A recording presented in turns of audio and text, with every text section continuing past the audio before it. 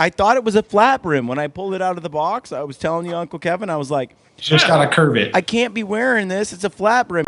We mentioned I'm a fat kid at heart, right? It's like the worst day in grade school was like shirts versus skins, and I'm like, I just wondered if I wore that shirt, the hooded with the long sleeve or the short, if my chest would pop like yours, if it would bulge like that. At least you're not wearing your hat like this, like Snyder does, or you can't even see his eyes. Dude, like, it's all about covering the eyebrows. See, everyone, you bending that brim now? Yeah. You're more, Aaron. Let's face it. You're more like redneck brim, where it's curved so far that you can't like see. I don't want to see anything coming from the left and right. I have ninja type abilities. So there's no reason to see over there. Why, yes, Brian, it is true. That sounds terrible. The days of our lives. Hello, all right. You're listening to the Gritty Bowmen, home of gritty bow hunting films, interviews, tall tales, and a wee bit of manly boasting. I'm South Cox, and you're listening to the Gritty Bowmen. I think the Gritty Bowman's more about just getting guys in the outdoors for whatever reasons you want to do, whether it's trophy hunting or the love of the sport or whatever. Where with the trad bow, I mean, I definitely got to practice for sure. I got a long road ahead of me because I don't want to become a vegetarian. You can't. It's worse than compounds, man. There was like a hawk and a foley and a chastain or a wapiti. And then there was a pronghorn, black widow, centaur, palmer, bob something, whatever. And then there's hills and hawks. Dude, it's confusing.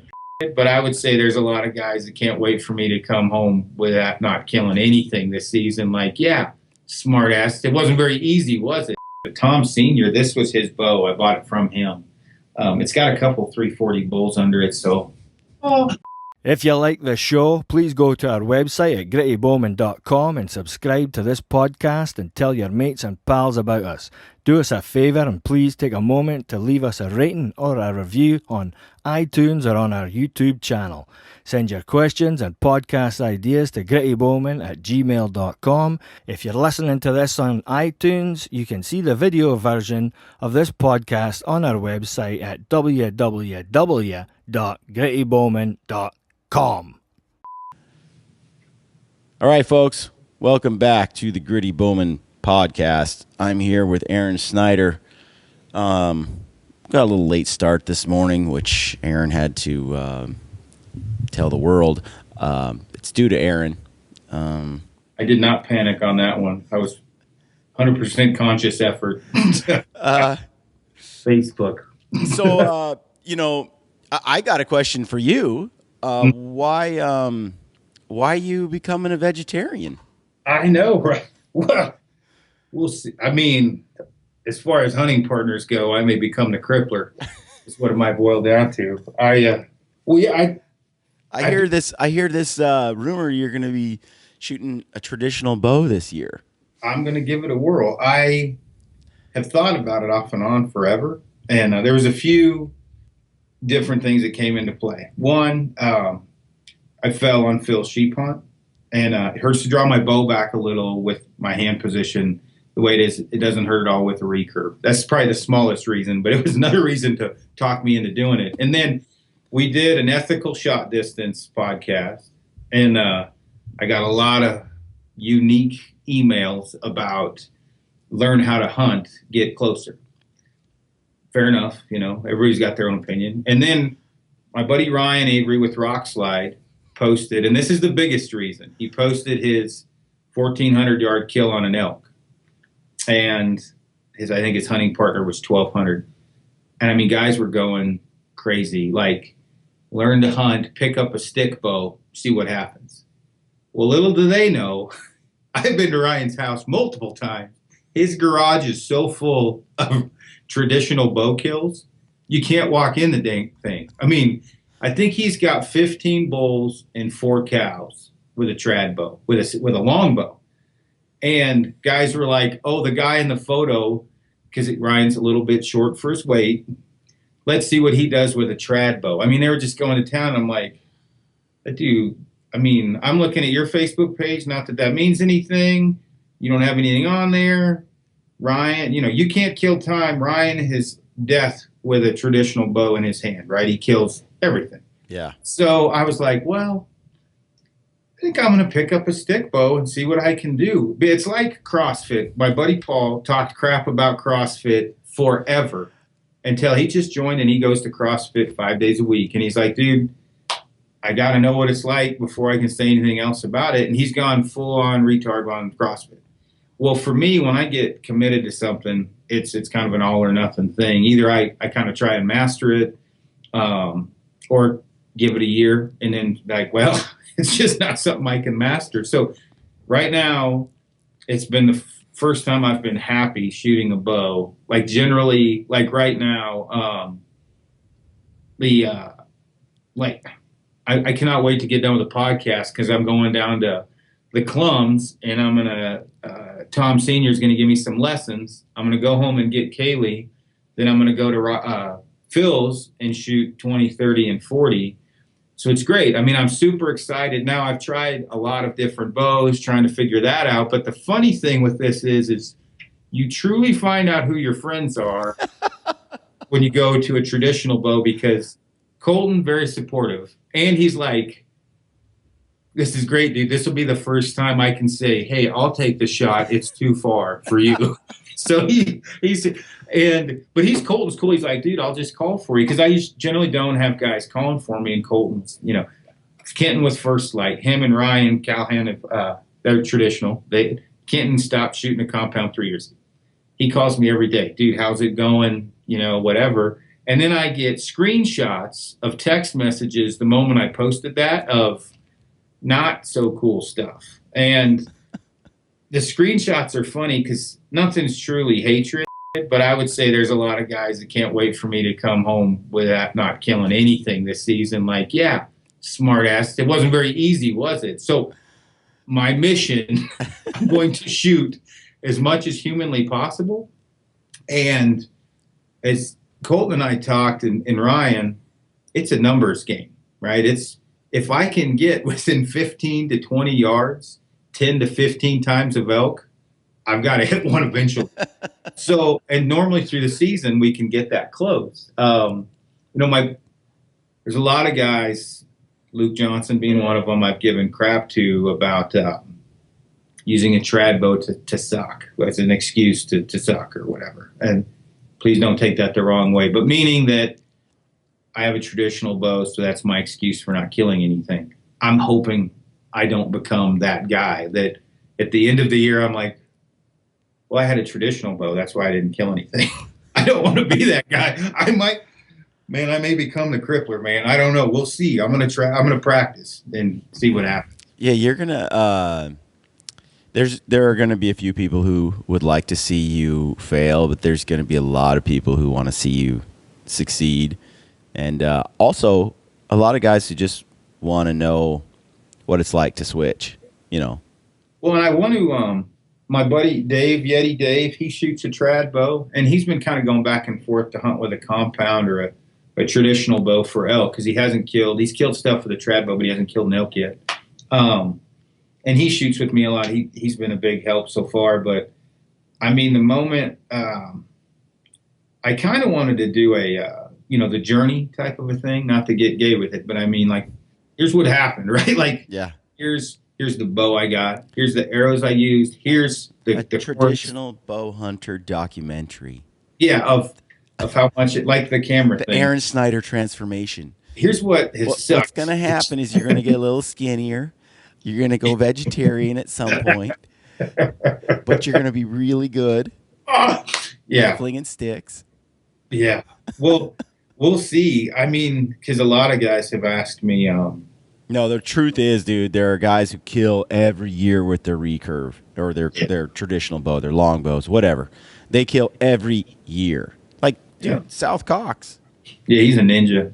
I mean, and so that in one of my first podcasts, earlier podcast was with South. We went and visited him, and he talks about the switch from, compound to traditional. And then when he decided he was going to own stock or stick bows, it's sort of expected that he's going to hunt with a traditional bow from that day forward, right? And so, he's like, yeah, I got to admit, when I first switched and decided I was going to hunt only with a stick bow, it was a little intimidating. He wasn't sure how that was going to turn out, but it's turned out great. I think that shooting a traditional bow, like you said, you got to get a little closer. But if you don't shoot often, Yeah. I think that's the other part of it. I really don't know. I don't know enough about it to say. I mean, what have you heard so far? Because I've heard guys say, like Anthony shot a giant blacktail buck with his traditional spot and stock. He's shot an elk. He shot a few animals with his traditional bow. Only used it for a few years, and he was successful. Yeah. And but he told me that he had to shoot all the time to maintain accuracy. Like it was like he shot instinctive, and it was just, there was a feel to it, and he just kind of knew how far it was from practicing at ranges and doing 3D. He was in a league, I believe. Just shot, every day.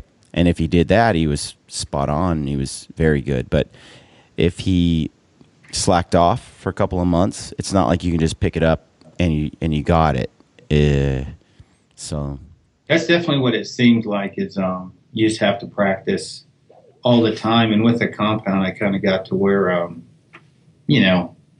I didn't have to practice so much. And I don't want to say boring, because archery is always, it's fun or whatever. But this definitely excites me more. It's a new challenge, and who knows what'll happen. And as far as, the hater thing, I don't know what to say. I'm trying not to laugh, and we're on video and listening, but this is I'm getting a message. This is getting distracted because I'm not going to say his name.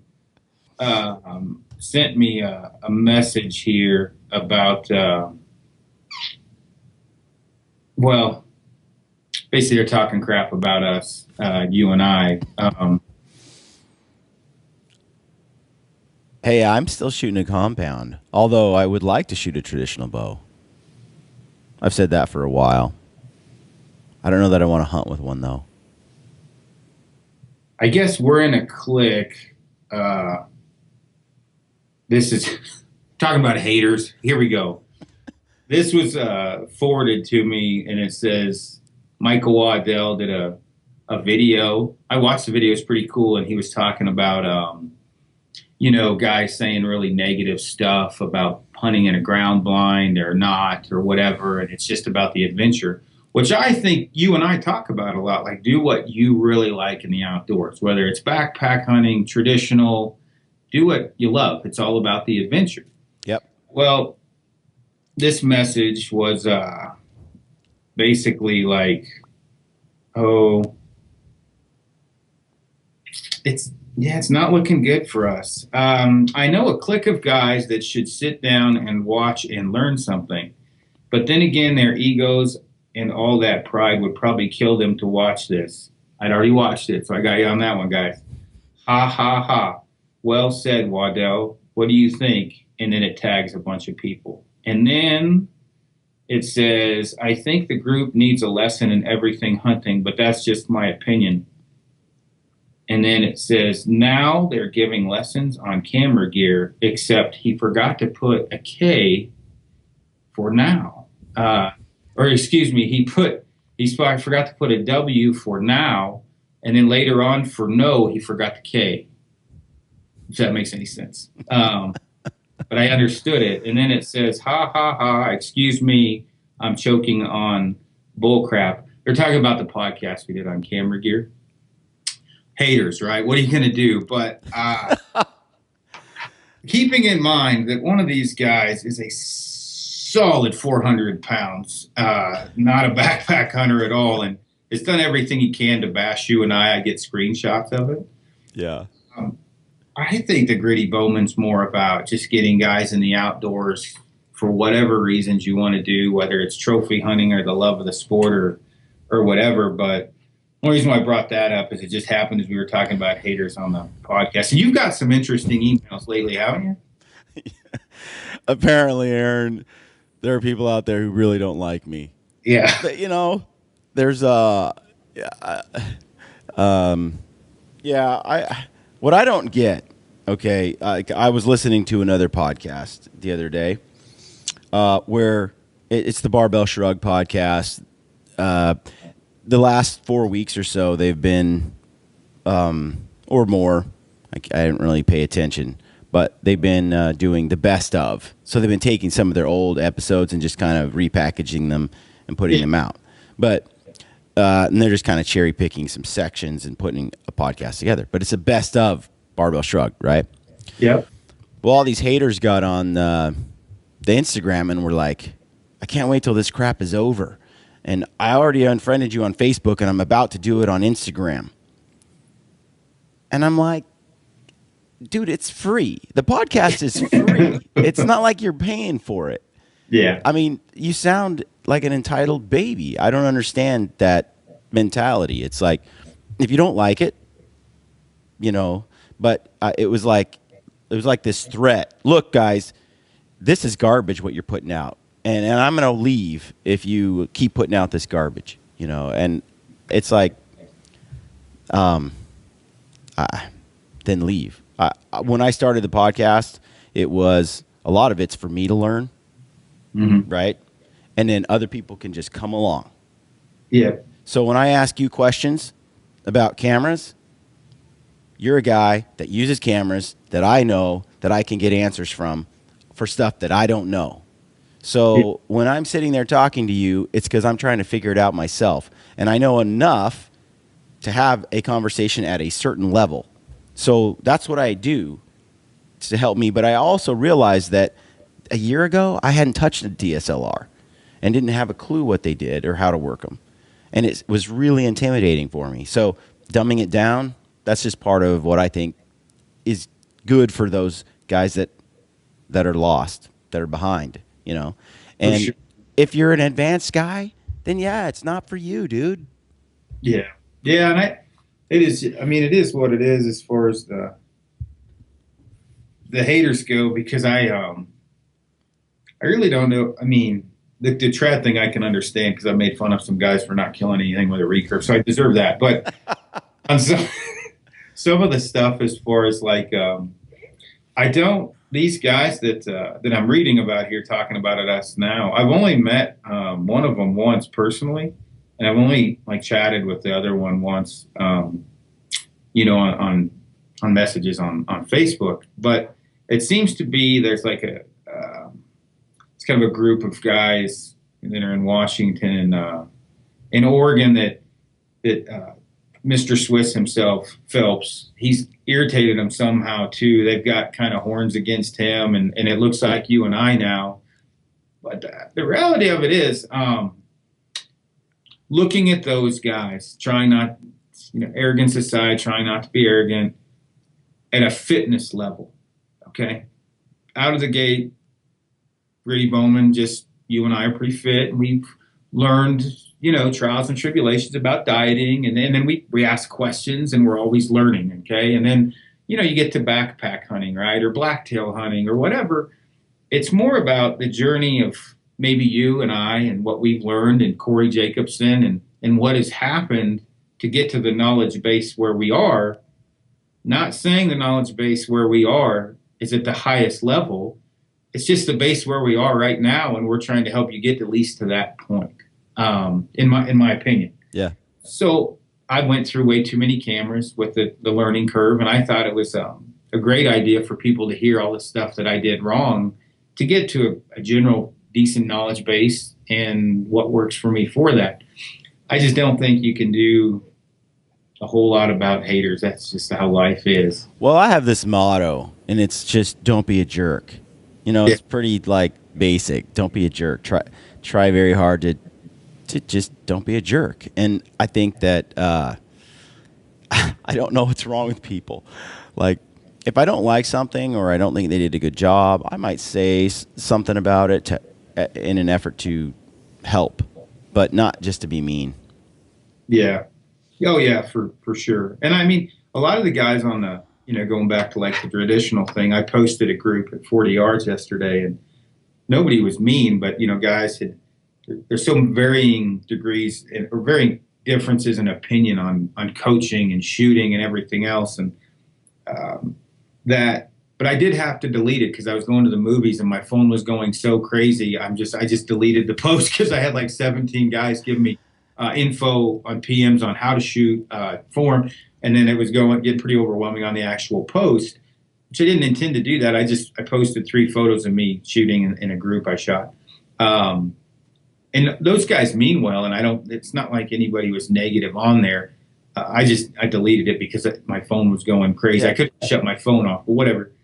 But the screenshots I get sent to me on other forums or texts, those ones I concern me a little bit, because it's like, if I'm truly not going to shoot stuff at 80 and in, and now I'm like 30 and in, and I am putting forth effort into learning how to shoot a recurve, doing the work. If the same guy that complained about me a month ago for shooting long distance is now complaining about me shooting a recurve, there's not really a door to open that's a winner. I'm kind of a loser no matter what, that guy's eyes. Like, I can't win, because now I'm like, I'm going to do my best. I'm going to get as close as I can. I'm going to shoot a traditional bow, see what these guys are talking about, about giving me crap about shooting long distance. Mm-hmm. But then when you do that, those same guys are like, he's an idiot. Why is he doing that? He's going to fail. He sucks, whatever. I think that's just the nature of the world we live in today. Just because of the internet, you can reach out to just about anyone, send a message. You can connect so easily through Facebook and social media platforms. And everybody has a voice and can say something. And it's relatively anonymous. You can say it without any kind of, you're not saying it to their face. So I just think it's part of the world we live in, and people are mean, and I just don't care. Yeah. It doesn't really bother me. It's funny because I'll get, I don't spend a lot of time, like, my mom is like my biggest fan. So she'll like peruse stuff and find something, and she'll come and she'll be like, this guy, he said this. And I'll look at it and I'll be like, yeah, that was mean. And then she'll be all angry about it. And I'm like, it's okay, Mom. It's okay. I got lots of friends. Yeah. We're okay. Jody's so kind-hearted. My wife, that of course, she knows me. Well, we were talking the other day. I talked to Stubblefield yesterday. Felt like I was talking to James Earl Jones. He's got a deep voice, man. I felt like I was in Conan. Hey, Aaron. Where's your brother Chewbacca, dude? But I was talking to, you guys had a conversation, you and Corey, at the BHA, and it was kind of funny. And I talked to him about that a little bit on the phone, and he was laughing about what was said and whatever else. But you guys know me. Corey's known me since the late 90s, Miller. Yeah. You've known me, obviously all the time on the podcast. So Jody, obviously my wife, knows me very well, and not just this frowny face guy in a photo, right? Right. And so she worries. She has no enemies, and she's very, very she's concerned by some of the comments. She'll Google my name sometimes, and there's some bad stuff that pops up. Like, I did a deboning elk video, and I said like 7 times in the video, I'll come back and get these little scraps, but it's hot and I'm in a hurry for the video. And this guy's an effing idiot. Look how much meat he left. This guy's this. And it's like, well, I covered all that in the video. That's why I did that. But it doesn't matter. It's just, but she sees that, and she, like, in her soul feels bad. And I'm like, Here, what are you going to do? Where she sees me on the phone with guys with packs from other companies, need gear lists, diet and exercise plans, talking to people all day, trying to help them out. And then she sees some of these negative posts. She's like, how can people say that? And I'm like, they're Americans. I don't know. They're human. I mean, Yeah. it's what it is. A while back, I saw a post where Cameron Haynes said, "Look, if you're going to put something negative, I'm just going to delete you. Yeah. I'm just going to remove you from the group or whatever." And when I first saw it, I was like, well, it's, everybody should get to say their opinion, but then also I saw how much negative crap that he got every day. And although he's got, just tons of people that are diehard fans, he's got all these haters out there that type all this crap. Well, after a while, dude, it gets annoying. And it's just like, I just don't have time for it. Just cut it out. Yeah. But when you look at the core of it, he's a beast physically. He's put in the work. He gets lots of people into archery. He gets lots of people fit. Overall, the guy is great for the archery industry. He is very good for the archery industry. And I'm sure he's a great person. I've only met him a couple times or a few times. But some of the stuff, I went on there and defended him more than one occasion because I'm like, it's just hatred. And the thing is, too, these two, it won't be the same when we're in front of them. It won't. I can't wait to talk to him at the Portland Expo. But it's like, I've never done anything wrong to those guys, and neither of you. We've never even met them. And there they are on their own page just bashing us to death. There was more on there, but it's back.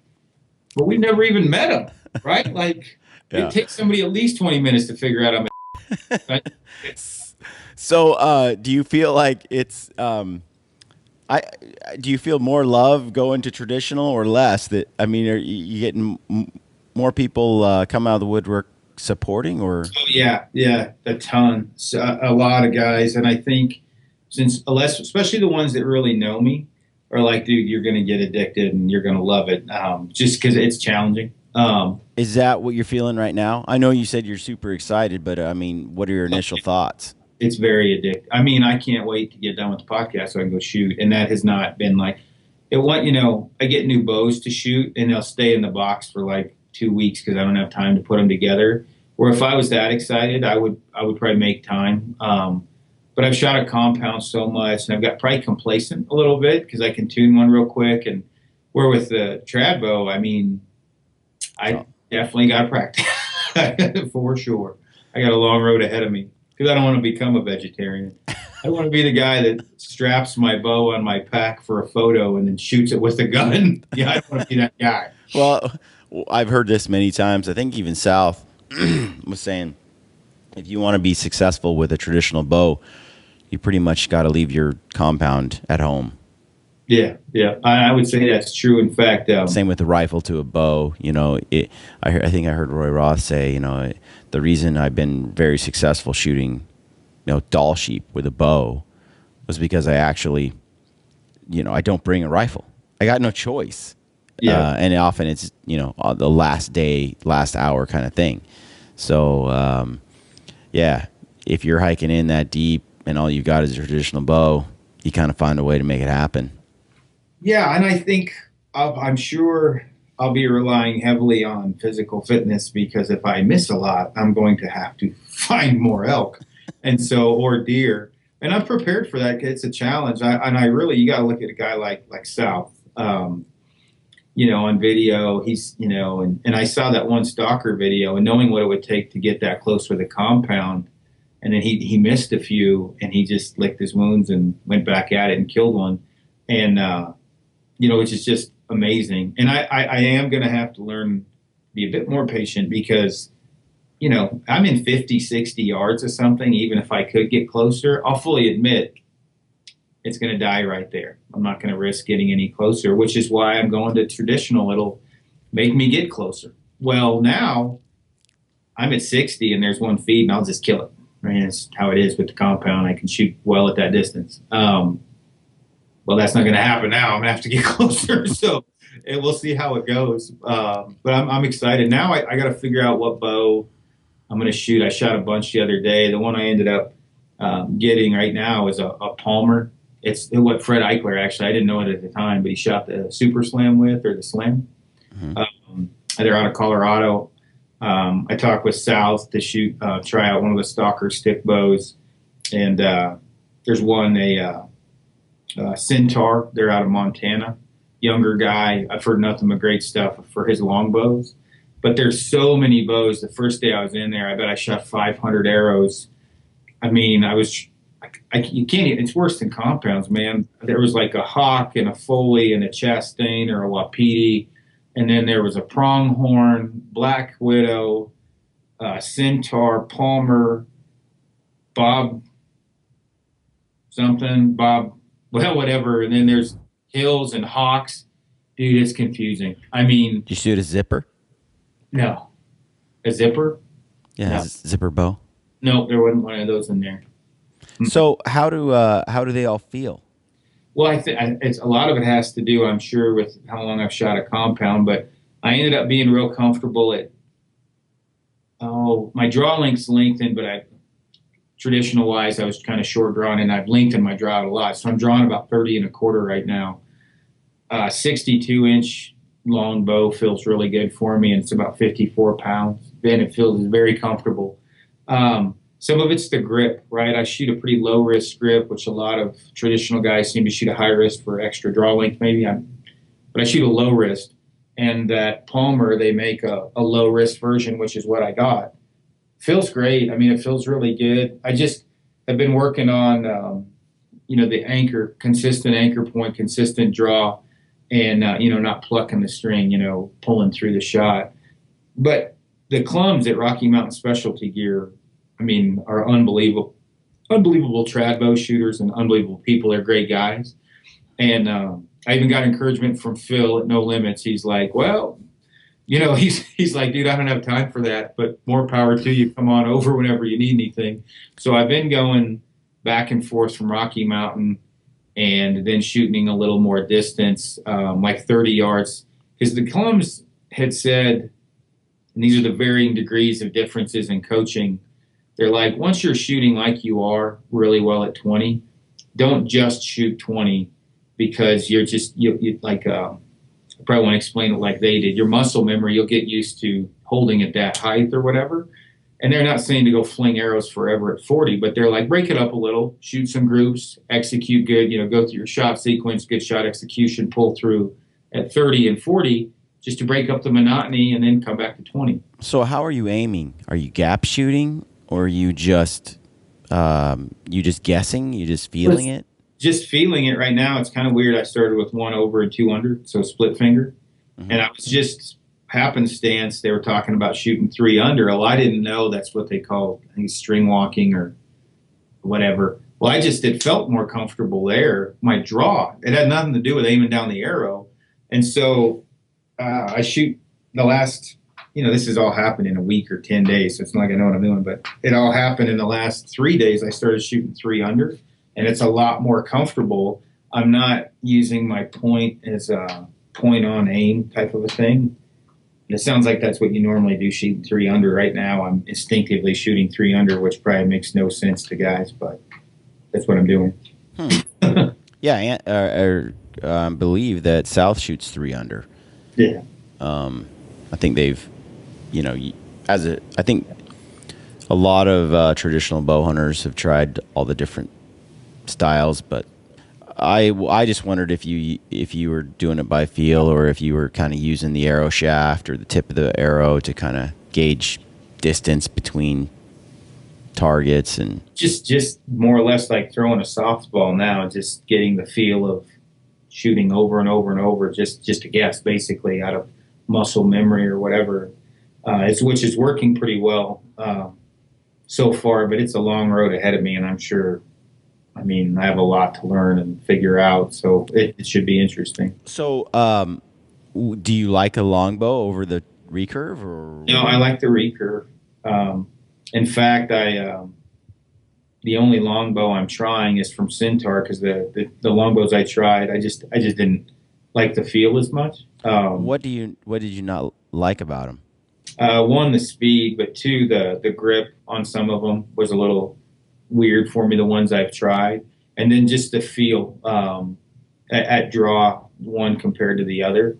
I just like the way the recurve drew that I'm shooting now, the Palmer, drew compared to the others. But I don't know what I'm doing, so keep that in mind. How loud are they? Not very loud. They're very quiet. Extremely quiet. Yeah. Yep. And it's funny, when I started, I was about 28 and a half draw, short drawing the heck out of it. And then Tom and Dave had just stayed on me about, really expanding my body, not being so closed up. And next thing you know, because I had a clicker on there to help me, well, the clicker kept, my draw grew an inch and a half in like 3 days from listening to Tom, expanding and then working on my back muscles, drawing a little bit farther back, not having my left arm so bent. Shooting a compound, I have a little bit of a bent arm and it's a little bit straighter. What's a clicker?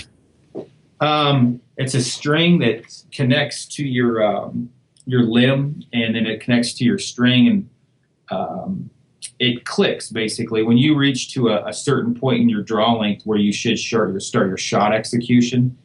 That's a very lame way to explain it. It'll click to let you know You're there. Compound, that's when you release, is when it clicks. And what Tom was using it for was for me to get to a consistent anchor point, and once it clicked, basically go through my shot execution, and about 2 seconds later my arrow should go after it clicked. But we ended up taking it off because I didn't need it. I kind of have a system now that my cock vein hits the corner of my mouth when I should start that kind of 2 second shot sequence to pull through the last 2 seconds of the shot. And I'm a very good student. I only listened to one person. I was the same with compound. I started off listening to about 20, 30 people, got all confused. And so Tom Klum Sr. is like, he's the guy. I just go in there and listen to him. It doesn't do me any good to listen to 40 different people.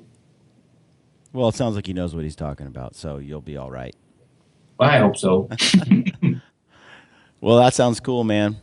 I'm excited to hear how it all goes. Get your ideas on these and arrows, and we'll talk about this some more down the road. In fact, I'm hoping we connect with Kenton and Ryan over at First Light, and as they've been shooting them for a while, and kind of get their idea on traditional bows. Yeah, it'll be interesting, maybe down at the ATA show. But yeah, I'm excited, and it's definitely, I'm looking forward to shooting, and it's a new challenge. Whether or not I'll kill anything, only time will tell, but it'll be an interesting journey. And yes, as far as the haters go, just try not to hate everyone. All get along. Kumbaya. Yeah, exactly. All right, man. Well, let's wrap it up. You got anything else you want to share about traditional bows? You're going to encourage all of us to become vegetarians? Is that what you're doing? My friends have been giving me crap. Like, once you start shooting this, there'll be a ton of guys. And the one thing I would say is, if you're burnt out on a compound, or you just need a new challenge, in the case where I was really good with the compound, pretty good, and I could hit what I wanted, has been very fun in the 7 to 10 days since I've been screwing around with it. It is a very good break and a very good challenge, and kind of revived me in archery a little bit to where it has made it fun again. Does drawing have you gotten like sore from doing it? Is it about the same, or? It's not the same, but I haven't gotten. At first, my forearm on the inside was sore because of death gripping the string at the end of my fingers, and I've learned now you're actually supposed to dig a little deeper. So all that stuff, if I didn't have a coach, I wouldn't know, but they watch me and they film me and they're like, yep, you're doing this and this. And then now my forearm doesn't hurt, nothing, no shoulder problems, no back problems. I don't think I'm going to draw more than what I'm drawing now. 50, my bow's 49 at 28 inches. So I think it's about 54 at 30, I think. But anyway. 54 pounds at a 30-inch draw. Yep. All right. But you got pretty heavy arrows. They're 590 grains. I've got 340 spines with 250 grains up front. They're right at 590 basically. So kind of heavy, but not heavy. Heavy. Some guys shoot 800 grain arrows. They're gold tip 340s, and that's just what flew out of the bow. The tuning thing, I just kept shooting different spine arrows with different tip weights until, one of them hit like it should, bare shaft tuning, and it's been perfect. I got great arrow flight now. I'm going to shoot cutthroat broadheads. They're a big, the Clums actually make them. It's a big 2-blade cut on contact. It's a nasty looking head.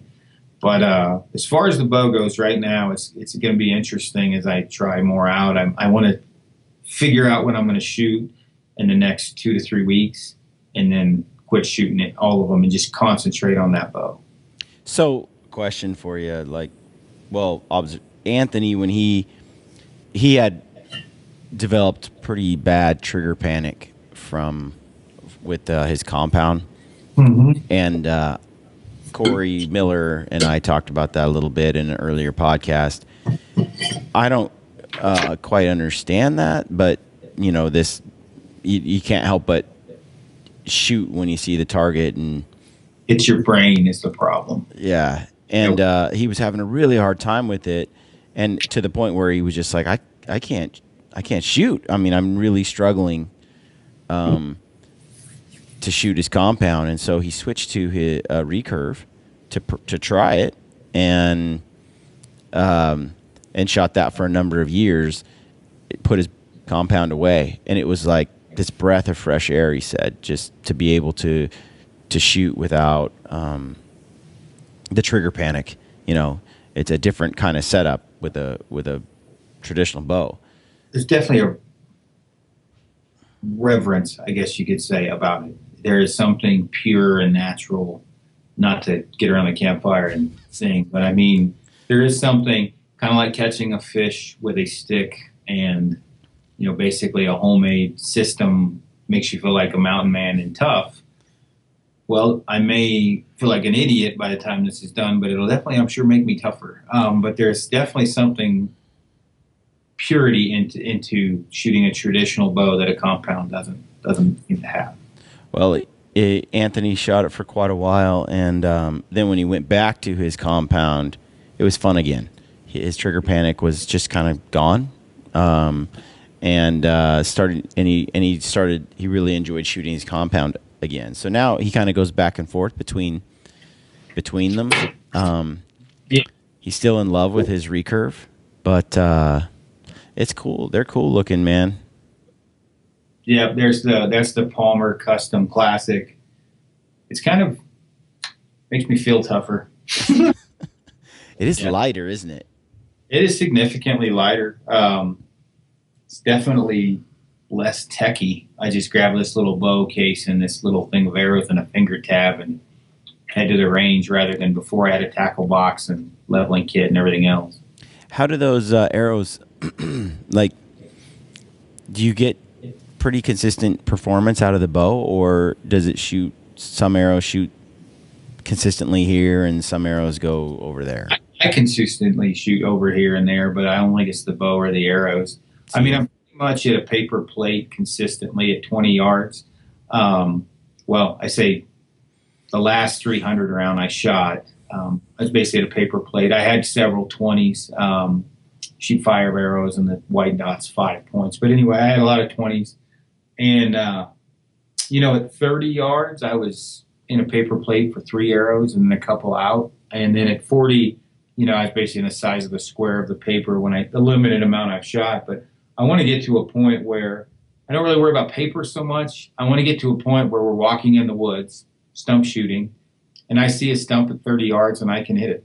I mean, not the whole, obviously not the giant stump, but pretend the lungs are there and I can hit those lungs every time from 40 yards and in. I mean, that's my goal.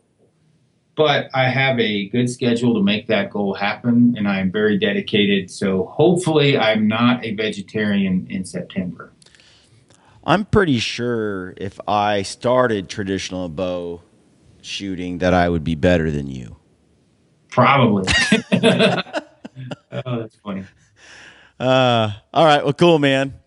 You got me dude, I've been talking about doing this for a long time. I feel a little pressure to try it out, but I'll probably just let you guinea pig it for a while. Cool, yeah, and I'll definitely keep you posted on what bows I've shot and which ones I like and everything. I look forward to shooting South's bow and see that one. I've got a dryad. That was another one I got on the way that I'm going to try out.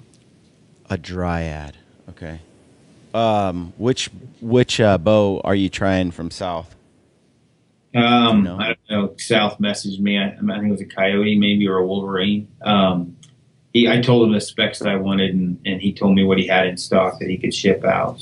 So what are you going for? Like when you say specs, are you going for 62 inches long is what feels pretty comfortable to me, and right in that 51 to 54 pound range in my drawing.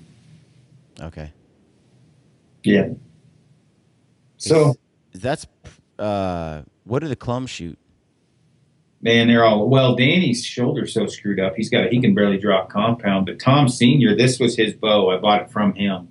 It's got a couple 340 bulls under it, so hopefully that helps. But I shot a bunch of the Palmers, and none of them had a weight that I was perfect in the length. Well, Tom Senior grabbed his, and I shot it, and I thought, man, this is it. And then I just bought his from him. So he, even though he's pretty short, he's 5'7" or 8. Tom Senior, he shoots a 62-inch Palmer, and it's 48 pounds at 28 draw. This one is, or no, 49 pounds at 28.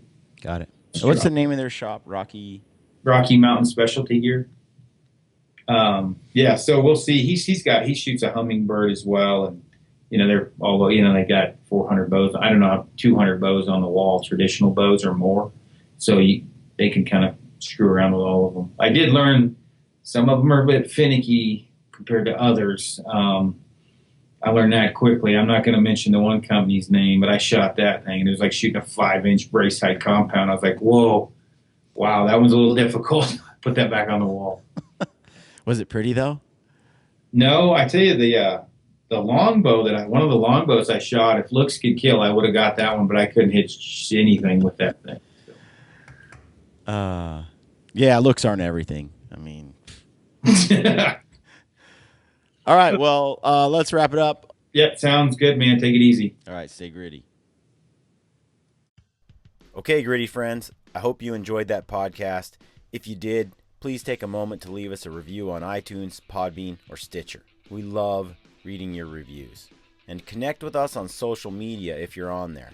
Look us up on Facebook and Instagram, and take a moment to subscribe to our YouTube channel so you can receive notifications when we upload new videos. We've got a sweet deal with Mountain Ops. You get 20% off on all Mountain Ops supplements, combo packs, and apparel when you type in the word gritty at checkout. If you're a hardcore elk hunter, or you want to be, go to the Elk 101 website online and check them out. Our friend Corey Jacobson is killing it with some of the best elk hunting information and entertainment on the web. If you haven't heard, we're doing a huge gear giveaway to try and grow and expand the gritty community on Facebook and Instagram. I asked a bunch of friends to pitch in on this gear giveaway, and they all came through with some awesome stuff. Our friends at Kifaru, Rockslide, First Light, Phelps Game Calls, One Shot Gear, Mountain Ops, Triple X Archery, Blacktail Outdoors, and Is It September Yet are pitching in some sweet gear for the giveaway. We'll announce all the details in the next few weeks. All you have to do to be entered to win is like our Gritty Bowmen Facebook page and follow us on Instagram. All right, friends, let me leave you with one other quote from Theodore Roosevelt, who said, "It behooves every man to remember that the work of the critic is of altogether secondary importance, and that, in the end, progress is accomplished by the man who does things." We all have a choice. We can be people who do things or people who criticize the work of others. It's pretty simple, really. Get out there and do your thing. Good luck on your hunts, and stay gritty.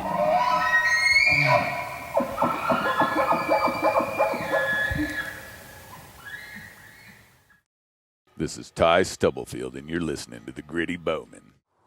Gritty Bowmen.